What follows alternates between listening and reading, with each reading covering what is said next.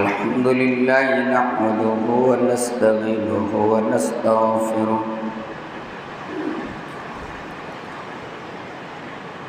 ونعوذ بالله من شرور أنفسنا ومن سيئات أعمالنا من يهده الله فلا مضل له ومن يضلله فلا هادي له وأشهد أن لا إله إلا الله وحده لا شريك له وأشهد أن محمدا عبده ورسوله أرسله بالحق بشيرا ونذيرا أما بعد فإن خير الحديث كتاب الله وخير الهدي هدي محمد صلى الله عليه وسلم وشر الأمور محدثاتها وكل محدثة بدعة وكل بدعة ضلالة وكل ضلالة في النار فأعوذ بالله السميع العليم من الشيطان الرجيم بسم الله الرحمن الرحيم قاف القرآن المجيد بل عجبوا أن جاءهم منذر منهم فقال الكافرون هذا شيء عجيب أئذا متنا وكنا ترابا ذلك رجل بعيد قد علمنا ما تنقض الأرض منهم وعندنا كتاب حفيظ بل كذبوا بالحق لما جاءهم فهم في أمر مريج أفلم ينظروا إلى السماء فوقهم كيف بنيناها وزيناها فما لها من فروج والأرض مددناها وألقينا فيها رواسي وأنبتنا فيها من كل زوج بهيج تبصرة وذكرى لكل عبد منيب ونزلنا من السماء ماء مباركا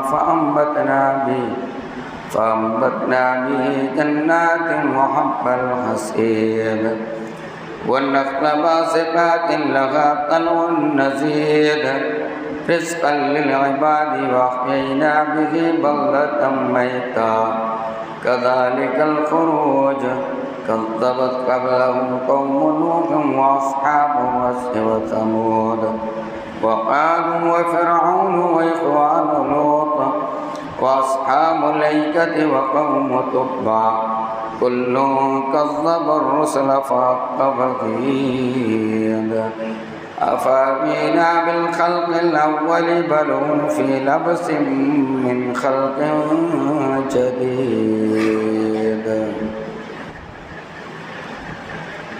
وقال الله تبارك وتعالى في مقام آخر بسم الله الرحمن الرحيم والذين يكنزون الذهب والفضة ولا ينفقونها في سبيل الله فبشرهم بعذاب أليم رب اشرح لي صدري ويسر لي أمري واحلل عقدة من لساني يفقهوا قولي رب زدني علما رب زدني علما سبحانك لا علم لنا إلا ما علمتنا إنك أنت العليم الحكيم ربي ادخلني مدخل صدق وأخرجني مخرج صدق واجعلني من لدنك سلطانا نصيرا۔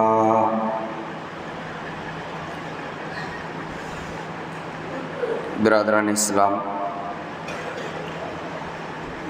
حاضرین مسجد، گھروں پر سن رہی خواتین اسلام، ماں اور بہنیں،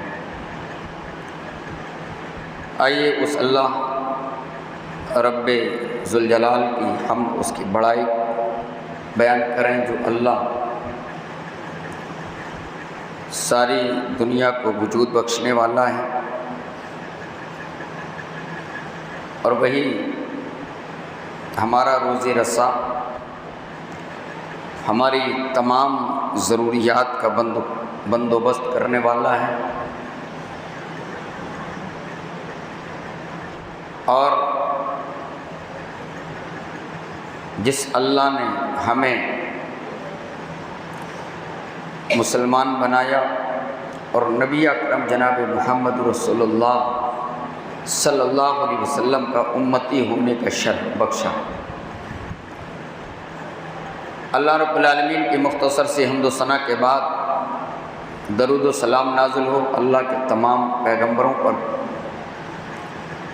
خاص کر آخری نبی رحمت للعالمین، شفیع المذنبین، شافع محشر جناب محمد رسول اللہ صلی اللہ علیہ وسلم پر، جن کے ذریعہ ہمیں دین و ایمان کی باتیں حاصل ہوئیں۔ اللہم صلی وسلم علی نبینا محمد۔ حضرات، رمضان المبارک کا مہینہ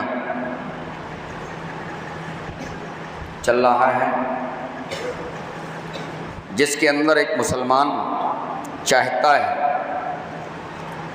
کہ وہ زیادہ سے زیادہ نیکیاں حاصل کر لے، زیادہ سے زیادہ ثواب کما لے، اور اللہ کو خوش کر لے، تاکہ مرنے کے بعد وہ جنت کا مستحق بن سکے۔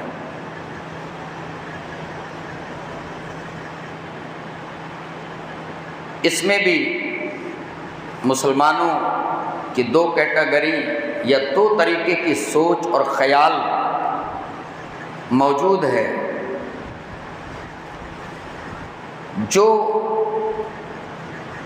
سال کے 11 مہینے اسلام سے جڑے ہوئے ہوتے ہیں، نیک اعمال سے جڑے ہوئے ہوتے ہیں، نمازوں سے جڑے ہوئے ہوتے ہیں، وہی لوگ رمضان میں بھی پورا فائدہ اٹھانے کی کوشش کرتے ہیں۔ وہ اپنے ایمان کو اور بڑھاتے ہیں، نیک اعمال کو اور زیادہ بڑھانے کی کوشش کرتے ہیں۔ یہ کباڑ کھلوا دیجیے، آواز گونج رہی ہے۔ تو وہ کوشش کرتے ہیں کہ اور زیادہ اعمال کے اندر بڑھوتری ہو جائے، لیکن جو پیچھے رہتے ہیں، جو لوگ 11 مہینے کے اندر دوری بنائے ہوئے ہوتے ہیں، رمضان کے اندر بھی وہ رسماً کچھ چیزیں ادا کرنے کی کوشش کرتے ہیں۔ ان کی ہمت 5 وقت کی نماز پڑھنے کی نہیں ہوتی ہے، تراویح سے وہ بھاگنے کی کوشش کرتے ہیں۔ قرآن یاد ہے تو قرآن بھی پڑھنے کو ان کا من نہیں کرتا ہے۔ یہ بہت بڑا المیہ ہے۔ نیک اعمال کی طرف بھاگنا چاہیے آدمی کو، اور ایسا موقع جہاں ہم عمل تھوڑا کریں، اس کا ثواب اللہ بڑھا کر کے بہت زیادہ دے رہا ہے، اس موقع پر، اور جبکہ شیاطین کو قید کر دیا گیا ہو، جو ہمارے راستوں میں روڑا بنتا ہے، ہمیں نیک عمل کرنے نہیں دیتا، اس شیطان کو قید کر دیا گیا، لیکن پھر بھی ہماری عادتیں ایسی بن چکی ہیں کہ اس عادت کے तले हम ऐसे दबे हुए हैं कि दीन का काम करते हुए अच्छा नहीं लगता। अगर 5 मिनट दर्स के लिए कोई आलिम खड़ा हो जाए तो ऐसे भागते हैं जैसे कौन सी मुसीबत ये बताने वाले हैं। मजा ढूंढते हैं हम, बताने वाला कुछ बता रहा है, इसमें मजा आएगा या नहीं आएगा, ये मजा हमने तलाश कर लिया। तो मेरे भाइयों, ये रमज़ान का महीना है, नेकियां बटोरने की कोशिश करो, गुनाहों की माफ़ी तलाफ़ी कराने की कोशिश करो, अल्लाह को खुश कर लो और जन्नत के मुस्तहिक बन जाओ। अल्लाह हम तमाम लोगों के आमाल को कबूल फरमा और ऐसे आमाल करने की तौफीक अता फरमा कि हम जन्नत के मुस्तहिक बन जाएं। आमीन। बहुत सारे आमाल में एक अहम माली इबादत हम ज़कात भी अदा करते हैं इस रमज़ान के महीने के अंदर। हालांकि ज़कात का रमज़ान से कोई ताल्लुक नहीं है, लेकिन लोगों ने सोच लिया कि चलो भाई रमज़ान में सवाब ज़्यादा मिलता है। और कितने ऐसे लोग रमज़ान में ज़कात अदा नहीं करते कि अभी तकरीबन 3 महीने या 4 महीने साल पूरा होने के लिए बाकी हैं, नहीं करते। चलो फ़र्ज़ भी नहीं है उनके ऊपर, जब तक पूरा साल, मान लो हमारे पास 50,000 रुपये जमा करके हमने रख दिए, रमज़ान आया, अभी 4 महीने पूरा साल होने के लिए बाकी हैं, तो आपके ऊपर ज़कात अभी उन 50,000 में फ़र्ज़ नहीं है।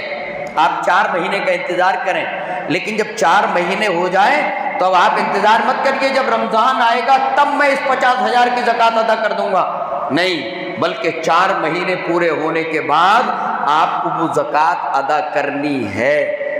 ये है ज़कात का वक्त। सिर्फ रमज़ान ही नहीं है, लेकिन अभी 1 महीना बाकी है, आदमी सोचता है चलो रमज़ान में खर्च करने का सवाब ज़्यादा है, तो वो 1 महीना पहले ही निकाल देता है, तो ये जायज़ है, इसमें कोई शक नहीं है। या 1 आध महीना ज़्यादा हो जाए तो ये भी आपका इरादा है, इंशाअल्लाह मैं निकालूंगा, तो ये चलेगा। तो बहरहाल ज़कात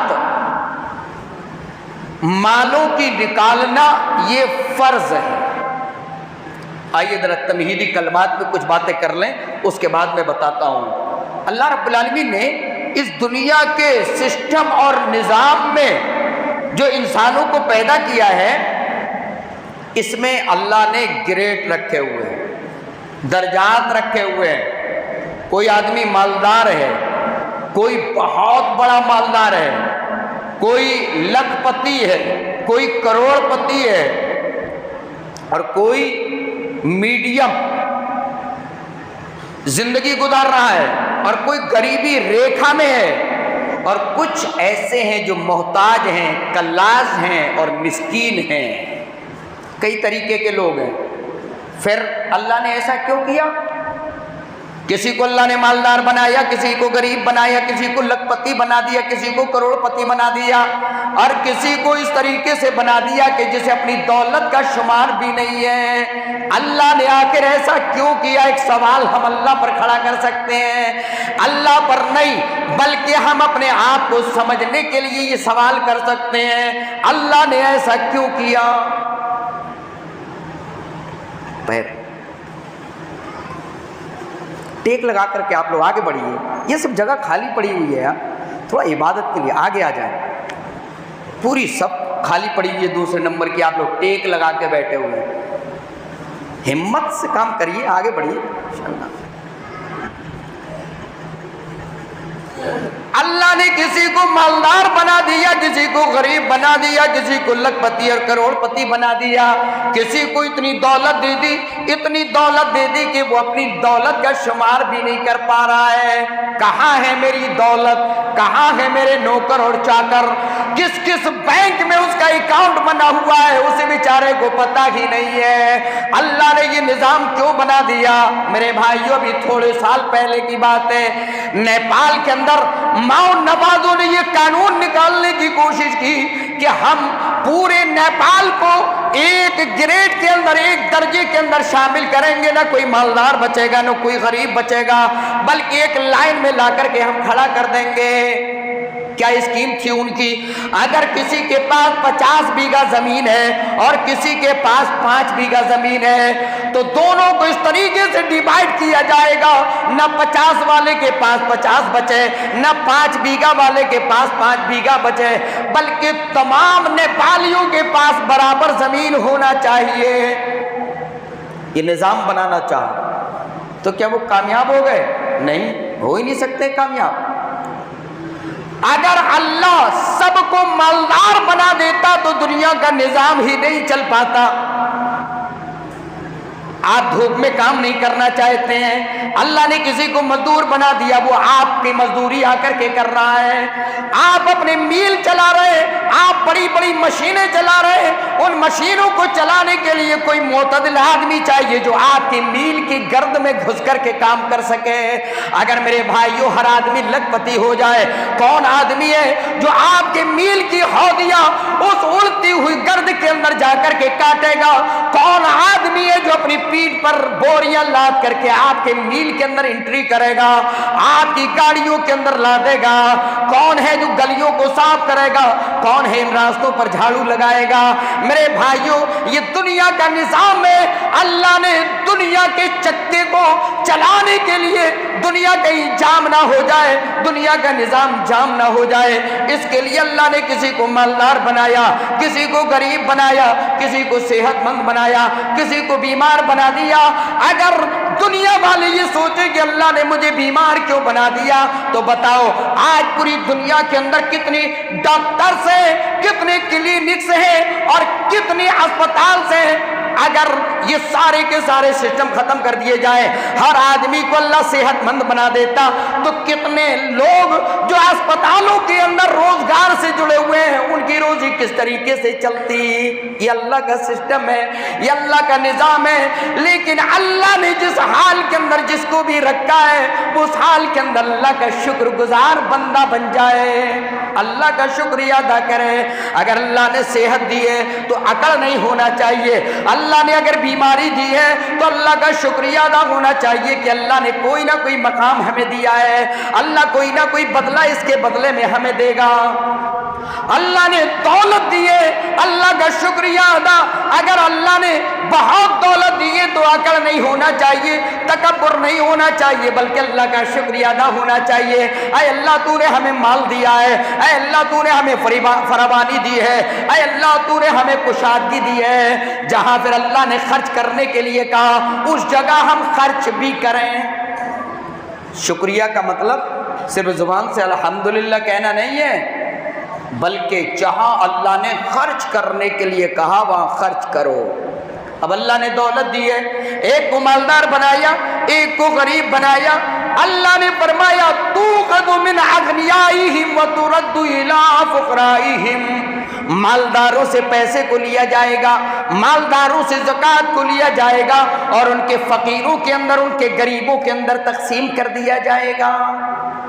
یہ نظام ہے زکوٰۃ کا۔ تو یہ دنیا کا سسٹم اللہ نے بنایا ہے تاکہ دنیا آسانی سے چل سکے۔ ہم ہر آدمی ایک دوسرے کے ہیلپر ہیں، ہر آدمی چاہے وہ مالدار ہو چاہے وہ غریب ہو ایک دوسرے کا مددگار ہے، اور یہ دنیا ایسے ہی چلتی ہے۔ کوئی آدمی کہنا مجھے کسی کی ضرورت نہیں ہے تو نہیں چلے گا، کہیں نہ کہیں ہر آدمی کو کسی کی ضرورت پڑے گی۔ تو اللہ نے دولت دی ہے، کچھ کو دی کچھ کو نہیں دی۔ جن کو دی انہیں مالدار کہا جاتا ہے، اور جن کو نہیں دی وہ محتاج ہیں، مسکین ہیں، کلاش ہیں، غریب ہیں۔ تو اللہ نے مال زیادہ دے دیا تو اس میں کچھ حق بنائے ہیں، اس میں آپ کو خرچ کرنا پڑے گا۔ اب خرچ کرنے کی دو شکلیں۔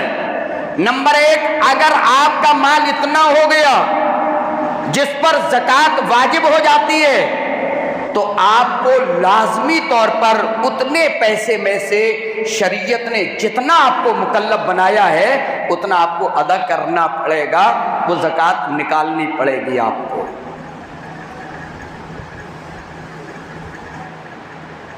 مثلا آپ کے پاس اگر 52.5 تولے چاندی ہے تو اس چاندی میں سے آپ کو 2.5% زکوٰۃ نکالنی پڑے گی۔ 2.5% کا مطلب اس کی قیمت آپ مارکیٹ میں دیکھیے اور اس کے بعد زکوٰۃ نکالیے۔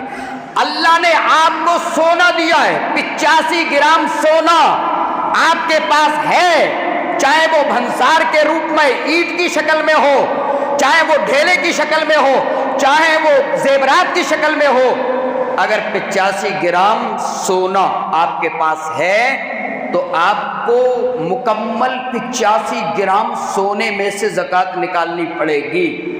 85 گرام سونا آپ کے پاس خالص ہونا چاہیے۔ یہ زیورات اگر اس میں مکسنگ ہے تو آپ مکسنگ کو نکال دیجئے۔ خالص سونا آپ کے پاس اگر 85 گرام بچ رہا ہے تو آپ کو اس میں سے زکوٰۃ نکالنی پڑے گی 2.5%۔ یعنی آپ مکمل مارکیٹ کا ریٹ پتہ کریے اور اس کا گڑا بھاگ کر کے پیسے کا اندازہ کریے کہ اتنے 85 گرام کا پیسہ کتنا ہوتا ہے، اس میں سے 40واں حصہ آپ نکال دیجئے، 2.5% کر کے نکال دیجئے۔ یہ ہے۔ چلو یہ تو سونے اور چاندی کی بات ہو گئی۔ آپ کے پاس صرف پیسہ ہے تو پیسے کو دیکھیے، آپ کے پاس کتنا پیسہ ہے جو پورے سال جمع رہا۔ آپ کے پاس 10,000 ہے، کوئی زکوٰۃ نہیں۔ آپ کے پاس 20,000 ہے، پورے سال جمع رہا، کوئی بات نہیں۔ آپ کے پاس 30,000 ہے، پورے سال جمع رہا، کوئی بات نہیں ہے۔ لیکن تقریباً 39 یا 40,000 روپے اگر آپ کے پاس آپ کی ضرورت سے بچ کر کے آپ کے سیونگ اکاؤنٹ کے اندر موجود ہے، آپ کی الماری کے اندر 39 یا 40,000 روپے پورے سال رکھا رہا، تو اب آپ کو اس میں سے زکوٰۃ نکالنی پڑے گی۔ یہ ہے پیسوں کا نصاب۔ تو زکوٰۃ کے معنی کیا ہوتا ہے؟ ذرا اس کا بھی آپ دیکھ لیں۔ زکوٰۃ کے معنی ہوتا ہے برکت، زکوٰۃ کے معنی ہوتا ہے صفائی ستھرائی، زکوٰۃ کے معنی ہوتا ہے بڑھنا یا بڑھانا۔ شرعی اصطلاح کے اندر اللہ نے جو مال دیا ہے، مال کی ایک خاص مقدار جس پر پورا سال گزر جائے، اس میں سے خاص حصہ نکالنے کا نام یہ زکوٰۃ ہے۔ زکوٰۃ مال کی ایک خاص مقدار جس پر سال گزر جائے، اس میں سے خاص حصہ نکالنا، اس کو زکوٰۃ کہتے ہیں، اور اس کو صدقہ بھی کہا جاتا ہے۔ اور یہ زکوٰۃ ادا کرنا یہ واجب ہے، ضروری ہے، فرض۔ دیکھیے اس کو صدقہ بھی کہا جاتا ہے اور یہ واجب بھی ہے۔ اس کی دلیل دیکھ لیں۔ اللہ نے فرمایا خذ من اموالہم صدقۃ تطہرہم وتزکیہم بہا، سورۃ التوبہ کی آیت نمبر 103۔ اللہ نے فرمایا اے اللہ کے نبی، خذ من اموالہم، آپ ان کے مالوں میں سے زکوٰۃ لیں، صدقہ لیں۔ خذ من اموالہم صدقۃ، اے اللہ کے نبی ان کے مالوں میں سے یعنی مسلمانوں کے مالوں میں سے صدقہ لیں، زکوٰۃ لیں، تطہرہم وتزکیہم بہا، تاکہ آپ اس مال کو لے کر کے ان کے مال کو اور ان کے نفسوں کو پاک کر دیں، ان کے مال اور ان کے نفسوں کو صاف اور ستھرا کر دیں۔ یہ مقصد ہے زکوٰۃ دینے کا۔ آپ کے مال میں ہو سکتا ہے کچھ کمی ہو جائے، ہو سکتا ہے کبھی نہ چاہتے ہوئے کچھ جھوٹ نکل جائے، ہو سکتا ہے حساب و کتاب میں کچھ گڑبڑی ہو جائے۔ میرے بھائیو، اللہ کے نبی کو اللہ حکم دے رہا ہے، اے اللہ کے نبی، آپ ان کے مالوں سے زکوٰۃ لے کر، صدقہ لے کر کے ان کے مالوں کو اور ان کے نفسوں کو پاک صاف کر دیجئے۔ یہاں حکم دیا جا رہا ہے خذ، اے اللہ کے نبی ان کے مالوں میں سے لے لیجئے۔ آج زکوٰۃ ہمارے ہندوستان کے اندر، پاکستان کے اندر، بنگلہ دیش کے اندر ہم اختیاری بنائے ہوئے ہیں۔ میں نے اپنے مال پر نظر ڈالی، 10 لاکھ روپے، اب 2500 روپے کا پہاڑا پڑھتے چلے جائیے، اتنے روپے، ارے یہ تو آدمی کا دل ہل گیا، اتنے پیسے۔ اور اگر جو ہے 50 لاکھ روپے رکھے ہوئے ہیں تو 2500 روپے کا پہاڑا پڑتے چلے جائیے. اتنے پیسے ہمت نہیں پڑ رہی ہے. لیکن اگر اسلامی حکومت ہو وہ آپ کے ایک ایک پیسے کا حساب رکھتی ہے. یا تو آپ پر ٹیکس لگا دیا جاتا ہے, بس ٹیکس ہو گیا. اسلامی حکومت کے اندر آپ کے ایک ایک پیسے پر انٹری ہوتی ہے, کیسے کما رہے ہیں, کہاں سے کما رہے ہیں, کتنا آپ کے پاس جمع ہو رہا ہے, وہاں کے بینک میں کتنا پیسہ آپ کے پاس جمع ہے, پورا اسلامی حکومت کی لسٹ میں آپ کا پیسہ موجود ہے. اب آپ وہاں کے کارندے, عمال, زکوٰۃ وصول کرنے والے آپ کے پاس پہنچیں گے اور آپ کا پورا حساب بنا کر کے پرچہ آپ کے ہاتھ میں تھمائیں گے.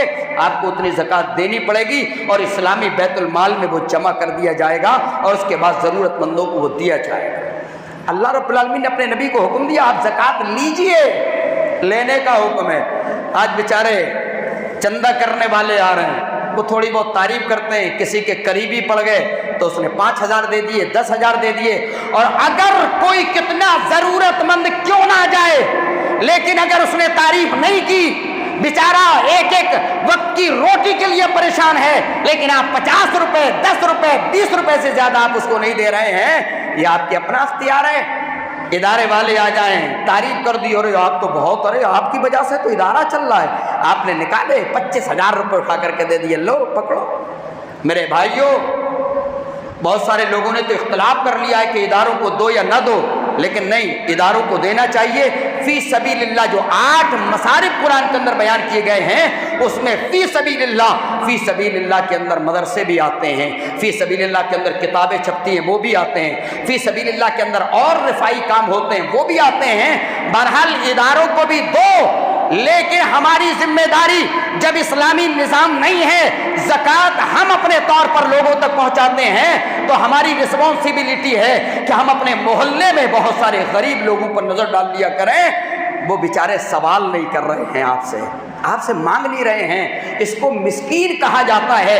اس کو مسکین کی پریبھاشا اور تعریف یہ ہوتی ہے جو آدمی اندر سے ضرورت مند ہے لیکن اپنی عزت کی خاطر آپ سے سوال نہیں کر رہا ہے, آپ کے سامنے اپنے ہاتھ کو نہیں پھیلا رہا ہے. اللہ نے جن کو دیا ہے ذمہ داری ہے کہ آپ اپنے ہاتھ سے ان کے گھروں تک پہنچائیں, لوگوں کو بھی پتہ نہ چلے, آپ ان کے گھروں تک پہنچائیں. کتنے محلے کے اندر لوگ ہوتے ہیں پریشان ہوتے ہیں, کتنی بیوائیں عورتیں ہیں, کتنے یتیم بچے ہیں جن کے کھانے کا انتظام نہیں ہو پا رہا ہے, جن کے پڑھنے کا انتظام نہیں ہو پا رہا ہے, لیکن ہم ان کو دیتے ہیں جو ہم سے سوال کرتے ہیں. میرے بھائیوں, ہماری ذمہ داری ہے ہم ان کے گھروں تک پہنچیں, ان کے کھانے کا انتظام کریں, ان کے پہننے کا انتظام کریں. کل قیامت کا دن ہوگا, میدان محشر کے اندر اللہ اپنے ان بندوں کو بلائے گا جن کو اللہ نے کھانا دیا تھا, جن کو اللہ نے پیسہ دیا تھا, جن کو اللہ رب العالمین نے بہت زیادہ دولت دی تھی. اللہ کہے گا اے آدمی, میں دنیا کے اندر بھوکا تھا, تو نے مجھے کھانا کیوں نہیں کھلایا؟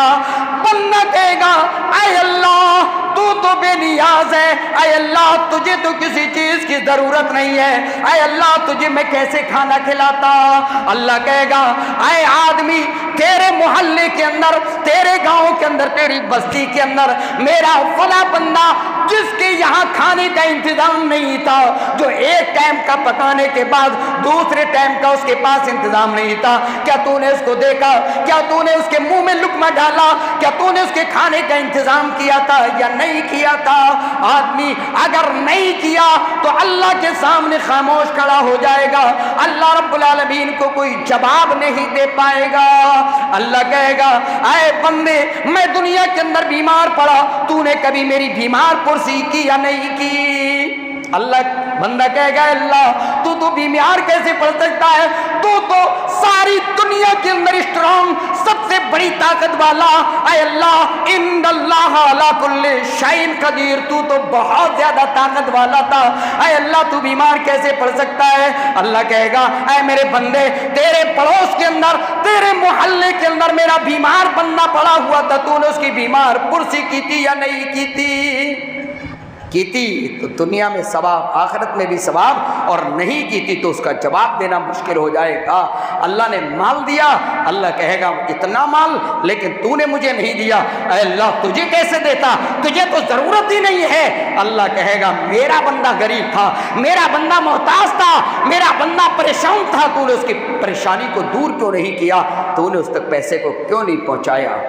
میرے بھائیوں یہ سوال ہوں گے، ہم یہاں مختار نہیں ہیں، ہم جو چاہیں کریں، جس طریقے سے زندگی گزاریں، میرے بھائیوں آزاد نہیں ہیں۔ اور میں بتاؤں یہ زکوٰۃ دینا جو بھی میں نے بتایا تھا بالکل فرض ہے، واجب ہے۔ اللہ کے نبی صلی اللہ علیہ وسلم کی ڈیتھ ہو گئی، اللہ کے نبی صلی اللہ علیہ وسلم کا انتقال ہو گیا، کچھ دن کے بعد لوگوں نے کہا نہیں اب ہم زکوٰۃ کیوں دیں گے، اللہ کے نبی تھے ہم زکوٰۃ دیتے تھے۔ خلیفہ بنا دیا گیا حضرت ابو بکر صدیق رضی اللہ تعالیٰ عنہ کو، بہت سارے لوگوں نے منع کر دیا نہیں اب ہم زکوٰۃ کیوں دیں گے، محمد رسول اللہ کا انتقال ہو چکا ہے، اب زکوٰۃ دینے کی کیا ضرورت ہے۔ حضرت عمر بیٹھے ہوئے ہیں، حضرت ابو بکر بیٹھے ہوئے ہیں، حضرت ابو بکر نے کہا جو آدمی امام کائنات کے زمانے کے اندر زکوٰۃ دے دیا کرتا تھا، لو منعونی اقالا، اگر وہ امام کائنات کے زمانے میں ایک رسی بھی زکوٰۃ میں دیا کرتا تھا، اگر آج وہ منع کرے گا، اگر آج وہ زکوٰۃ نہیں دے گا، لقاتلتہم، تو میں ان سے قتال کروں گا، میں ان سے لڑوں گا۔ حضرت عمر کھڑے ہو گئے، اے ابو بکر بتاؤ کیوں لڑو گے؟ امام کائنات نے فرمایا من قال لا الہ الا اللہ، جس نے لا الہ الا اللہ کا عصموا منی دماءہم واموالہم، اس نے اپنی جان کی اور اس نے مال کی حفاظت کی ذمہ دے دی، اس نے اپنی مال کو حفاظت کر لیا، اس نے اپنی جان کی حفاظت کر لی، اے ابو بکر اس سے لڑو گے کیوں؟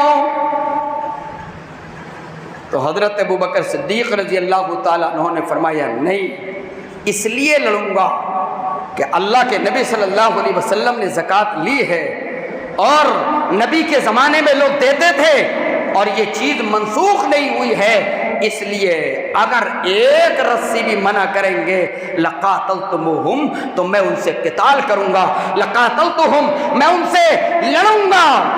زکوٰۃ نہ دینے والے کو گویا کہ شریعت لڑنے کا حکم دے رہی ہے، اس سے قتال کرنے کا حکم دے رہی ہے، اور اسلام کے 5 ارکان میں سے تیسرے نمبر کا رکن ہے یہ زکوٰۃ ادا کرنا۔ قرآن کے اندر اگر ہم دیکھیں تو اللہ رب العالمین نے جہاں نماز کا ذکر کیا ہے وہیں زکوٰۃ کا بھی ذکر کیا ہے۔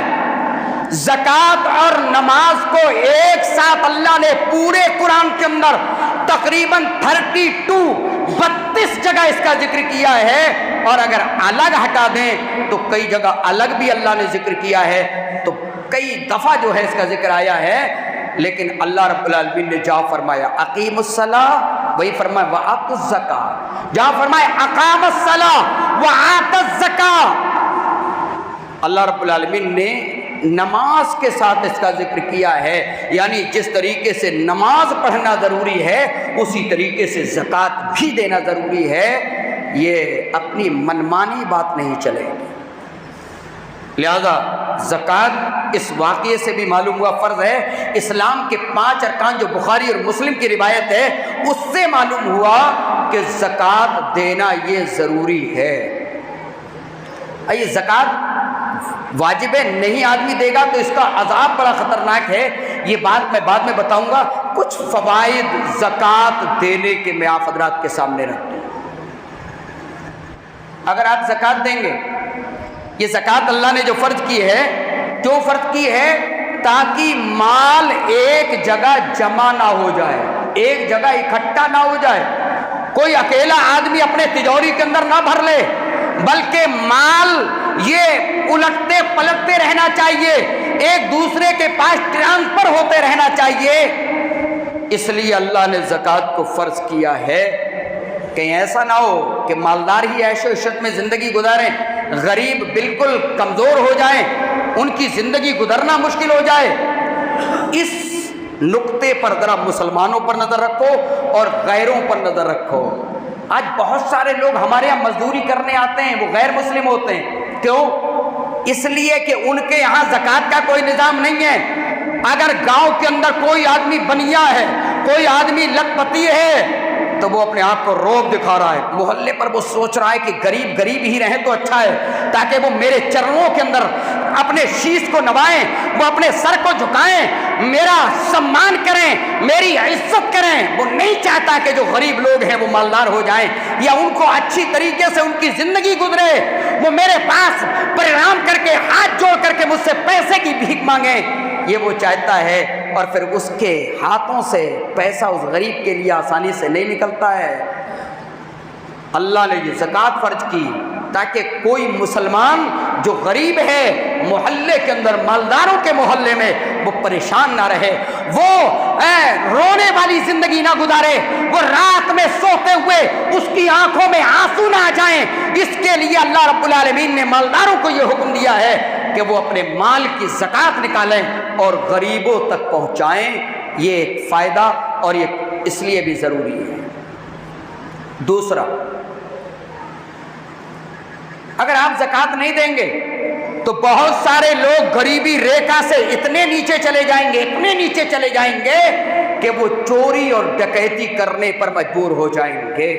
اگر آپ کو لگ رہا ہے کہ لوگ پریشان ہیں، لوگ غریب ہیں، ان کو پیسہ آپ نے دیا، وہ خوش ہو گئے، لیکن اگر ان کی زندگی نہیں گزر پائے گی اور کچھ طاقت بھی رکھتے ہیں لیکن حالات ایسے آ گئے کہ ان کے پاس کھانے کمانے کے لیے کوئی ذریعہ نہیں بچا، تو وہ کیا کریں گے؟ مالداروں کے مکانوں کو جھانکیں گے. چلو کیسے جگاڑ کیا جائے، کیسے ان کے گھر پر ڈاکہ ڈالا جائے، کیسے ان کے گھر سے پیسے کو نکالا جائے. لیکن اگر ان تک زکوٰۃ پہنچے گی، یہ کوئی واجبی چیز نہیں ہے. بہت سارے لوگ ہوتے ہیں، پیسہ ہوتا ہے، شرابی ہیں، جواری ہیں، چوری کی عادت بنی ہوئی تب بھی کر لیتے ہیں، لیکن پھر بھی ایک نظام جو شریعت کا ہے، بہت سارے لوگ چوری کرنے سے بچیں. ایک اور فائدہ، ایک ہمدردی اور ایک شکر گزاری، یہ دو پہلو، معاشرے کے اندر محبت پیدا ہو جائے گی. مالدار لوگ زکوٰۃ نکال لیں، ہمدردی کر رہے ہیں، غریبوں پر شفقت کر رہے ہیں، تو جو غریب ہیں اللہ کا بھی شکریہ ادا کریں گے اور اپنے بھائی کا جس نے اس کو زکوٰۃ دی ہے اس کا بھی شکریہ ادا کریں گے. اس کے سامنے عاجزی دکھائیں گے، اس کا احسان مانیں گے. اس سے معاشرے کے اندر گویا کہ محبت پیدا ہو جائے گی، سوسائٹی کے اندر محبت پیدا ہو جائے گی. اور ایک فائدہ یہ کہ آدمی کے اندر خرچ کرنے کا جذبہ پیدا ہوگا. اچانک کہیں دین کا کام رکا ہوا ہے، ایک آدمی خرچ کرنے کی عادت بنی ہوئی ہے، اپنے بچوں پر خرچ کرتا ہے، اپنے غریبوں پر خرچ کرتا ہے، مال کی زکوٰۃ نکالتا ہے. اچانک کہیں دین کے معاملے میں کوئی کہیں پیسے کی اڑچن آ رہی ہے، ایسا آدمی جو اپنے پیسے کو اللہ کے راستے میں خرچ کرتا ہے، اچانک 10-20 ہزار نکال کر کے دے دے گا، اسے کوئی احساس نہیں ہوگا. لیکن جو اپنے پیسے کو جمع کر کے رکھتے ہیں، جو اپنے پیسے کو دبا دبا کر کے رکھتے ہیں، ان کی ہمت نہیں ہوتی ہے اللہ کے راستے میں خرچ کرنے کی. وہ غریبوں کو جھڑک دیا کرتے ہیں، چندہ لینے والے کو ذلت اور رسوائی کی نگاہ سے دیکھتے ہیں. میرے بھائیوں، جب دین کی کوئی اڑچن آئے گی، کسی غریب کا اچانک آپریشن آ جائے، اس آدمی کی ہمت نہیں ہوگی کہ 10-20 ہزار روپے نکال کر کے دے دے. میرے بھائیوں، یہ چیز بھی آ جاتی ہے، یعنی وہ اللہ کا شکر گزار بندہ بن جائے گا. اور جب اللہ کا شکر گزار بندہ بنے گا، یعنی غریبوں کی دیکھ ریکھ کرنے والا بنے گا، تو پھر اللہ نے فرمایا، اللہ نے وعدہ کیا ہے، لئن شکرتم لازیدنکم. اے لوگو، اگر تم شکر گزاری کرو گے، اگر اللہ کے شکر گزار بندے بنو گے، لازیدنکم، تو میں تمہیں ضرور بضرور بڑھا کر کے دوں گا. یہ کم نہیں ہوتا ہے، اس سے بڑھتا ہے. ہم اگر اللہ کے راستے میں خرچ کریں گے، اگر 1 لاکھ روپے میں سے 40واں حصہ یعنی 2500 روپے اگر نکل گئے، تو یہ وقتی طور پر ہماری جیب سے 2500 روپے گئے، اللہ بڑھا کر کے دے دے گا. آئیے یہ آیت پیش کرنے کے بعد اپنی بات کو ختم کر دیتا ہوں. اللہ نے فرمایا، مثل الذین ينفقون اموالهم فی سبیل اللہ، ان لوگوں کی مثال جو اللہ کے راستے میں خرچ کرتے ہیں، कमसल हब्बतिन अंबतत सबअ सनाबिल फी कुल्लि सुंबुलतिन मियतु हब्बा। अल्लाह ने फरमाया अल्लाह के रास्ते में खर्च करने वालों की मिसाल उस दाने की तरह है जिसको जमीन के अंदर डाल दिया जाता है। एक दाने से 7-7 बालियां उग करके आती हैं, 7-7 बालियां उगती हैं और हर बाली के अंदर तकरीबन 100 दाने होते हैं। 7 और 100 को गुणा कर दीजिए, एक दाने से गोया कि 700 गुना बढ़ा करके अल्लाह देता है। जिस तरीके से एक दाना हमने जमीन के अंदर डाला, एक दाने से एक बाली उग करके आई, उस बाली के अंदर 100 दाने और 100 दाने मिलाकर के 7-7 बालियां एक दाने के अंदर उग रही हैं, गोया कि 700 दाने। और आज मेरे भाइयों जमीन के अंदर जरा गौर करो, कभी इसी धरती के अंदर इसी पृथ्वी से हम गल्ला 1 कुंटल बीघा के हिसाब से उगाया करते थे, आज 3 बीघा, 1 बीघा में 3 कुंटल, 3.5 कुंटल, यहां तक के 4-4 कुंटल तक गल्ला और अनाज आ रहा है। अल्लाह बढ़ा करके देता है। जिस तरीके से जनरेशन बढ़ रही है, जिस तरीके से आबादी बढ़ रही है, उसी तरीके से अल्लाह रब्बुल आलमीन बढ़ा करके हमें दे भी रहा है। ये उपाय अल्लाह हमें बताता है, कैसे फसल करनी है, कैसे दवाएं डालनी है, किस तरीके से क्या होगा। और ये गल्ले का इंतज़ाम, खाने का इंतज़ाम अल्लाह कर रहा है।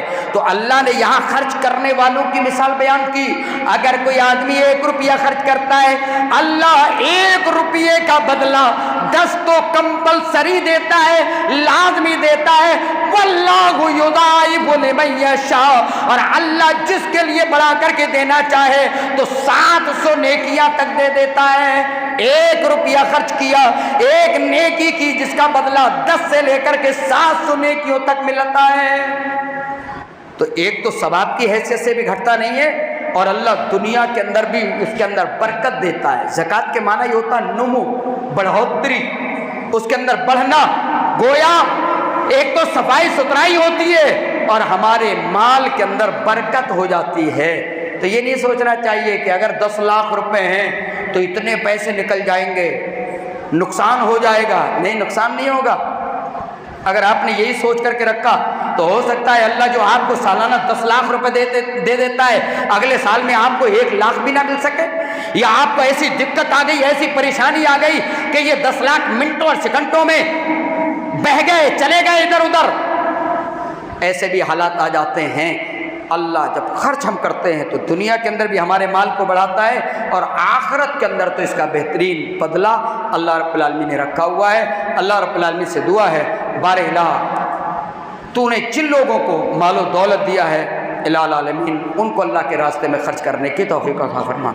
ऐ अल्लाह जो मुकम्मल ज़कात देते हैं, ऐ अल्लाह उनके जज्बात को कबूल फरमा। रब्बुल आलमीन उनके मालों के अंदर बरकत अता फरमा, आखिरत में इसका बेहतरीन सिला और बदला अता फरमा। ऐ अल्लाह जो माल की ज़कात निकालते हुए हिम्मत नहीं कर पाते हैं, ऐ अल्लाह उन्हें सही समझ अता फरमा। ऐ अल्लाह दीनी जज्बात उनके दिलों के अंदर पैदा फरमा। रब्बुल आलमीन रमज़ान के अंदर जो भी नेकियां हम कर रहे हैं, ऐ अल्लाह उनको कबूल फरमा। एक बात और, नेकियों की जो आई, नौजवानों जो पोजीशन हमारे अंदर चेंजिंग क्यों कुछ नहीं आती, ये बड़ा अफसोस है। आप जुमा के अंदर जिस तरीके से आम दिनों में अजान के बाद आते हैं, वैसे आज भी आए चंद लोगों के अलावा। आप इस आदत को बदलते क्यों नहीं है? क्यों नहीं आप सोचते कि अजान होने से पहले मैं मस्जिद में पहुंच जाऊं, और जब फरिश्ते यहां से खुतबा सुन करके जाएं तो अल्लाह के यहां मेरा भी रजिस्ट्री में नाम आ जाए कि हाँ इन लोगों ने जुमा पढ़ा था। जुमा अदा तो हो जाएगा, लेकिन अल्लाह के यहाँ नाम रजिस्ट्रेशन होते हैं उन लोगों के जो अजान से पहले आते हैं। फरिश्ते दरवाजे पर होते हैं, वहाँ पर रजिस्ट्री करते हैं। अपना रजिस्टर बंद करने के बाद अजान ख़त्म हुई, खुतबा शुरू हुआ, यहाँ ये अल्लाह के फरिश्ते मौजूद होंगे। ऐसी मखलूक जिसको हम देख नहीं सकते हैं, वो मखलूक इमाम का खुतबा सुनने के लिए सफ़ों में बैठ जाती है, और हम अपने घरों से लाउड स्पीकर की आवाज़ पर इंतज़ार करते हैं। चलो अभी तो आधा ही तो हुआ है, अभी तो आधा ही खुतबा हुआ है। अगर इस बिना पर ये लाउड स्पीकर का नुकसान हो तो हटा दो इन लाउड स्पीकरों को।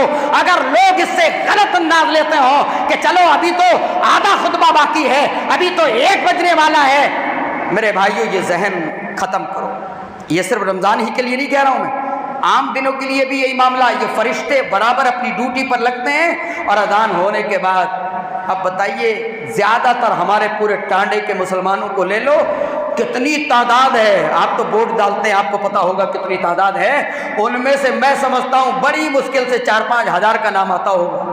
جو جمعہ میں ساری مساجد کو لگا لو، 22-23 جو مسجد دھورے ٹانڈے کے اندر ہیں، صرف اتنے ووٹر میں سے تقریباً جتنے بھی ووٹ ہیں ان میں سے میں سمجھتا ہوں کہ 3-4 ہزار کا نام آتا ہوگا جو اذان سے پہلے اپنا رجسٹریشن ان فرشتوں کے رجسٹر میں کرا لیتے ہوں گے، جن کا نام اس کے اندر آتا ہوگا، اور جس کی عادت 1:45 بجے آنے کی وہ ہر جمعہ میں آئے گا، کسی کی عادت 1 بجے آنے کی وہ ہر جمعہ میں 1 بجے آئے گا۔ عجیب معاملہ ہے، آپ چینج نہیں کر سکتے، آپ کو افسوس ہونا چاہیے۔ پچھلے جمعے میں کسی بنا پر لیٹ ہو گیا، کہیں گیا ہوا تھا یا کوئی دقت آ گئی، میں 50 منٹ پر پہنچ پایا، اگلے جمعے میں آپ کو کوشش کرنا چاہیے کہ میں 12:30 سے پہلے ہی پہنچ جاؤں، اللہ کا ذکر کروں، زیادہ سے زیادہ نوافل پڑھوں۔ ہم نے کوئی بدلاؤ نہیں لائے۔ رمضان کے اندر ہم کم سے کم جمعہ میں پہنچتے، اذان سے پہلے کم سے کم 2-2 4-4 6 جو ہے نوافل پڑھ لیتے، اس کا ثواب 70 فردوں کے برابر مل رہا ہے۔ لیکن نہیں، کوئی جذبہ نہیں ہے دین کو حاصل کرنے کا، کوئی جذبہ نہیں ہے نیک اعمال زیادہ سے زیادہ ہمارے نام اعمال میں ہو جائیں، یہ جذبہ نہیں ہے۔ میرے بھائیو، یہ جذبات پیدا کرو۔ اللہ رب العالمین ہمیں مکمل طور پر نیک